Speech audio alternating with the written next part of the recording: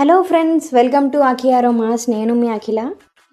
ఇవాళ మన కిచెన్లో చాలా సింపుల్గా ఎగ్ ఫ్రైడ్ రైస్ని అయితే ఎలా చేసుకోవాలో చూసేద్దాం. ఇక్కడ నేను 2 కప్పుల చల్లన్నాన్ని అయితే తీసుకొని ఇలా మ్యాష్ చేసుకొని పక్కన పెట్టేసుకున్నాను. ముందుగా స్టవ్ వెలిగించుకొని 2 పావుల నూనె వేడైన తర్వాత కొద్దిగా సాజీరా, ఒక లవంగం, 2 చిన్న దాల్చిన చెక్క ముక్కలు అయితే వేసుకున్నానండి. ఇప్పుడు 3 ఎగ్స్ని యాడ్ చేసుకొని ఇలా ఫ్రై చేసుకుంటున్నాను. ఎగ్స్ అనేవి ఫ్రై అయిపోయిన తర్వాత కారం, ఉప్పు రుచికి సరిపడా వేసుకొని 1 స్పూన్ ధనియా పౌడర్ని అయితే వేసుకొని ఇలా బాగా కలుపుకుంటున్నాను. లాస్ట్లో ఇలా అన్నంని యాడ్ చేసుకొని కలిపేసుకుంటే సరిపోతుంది.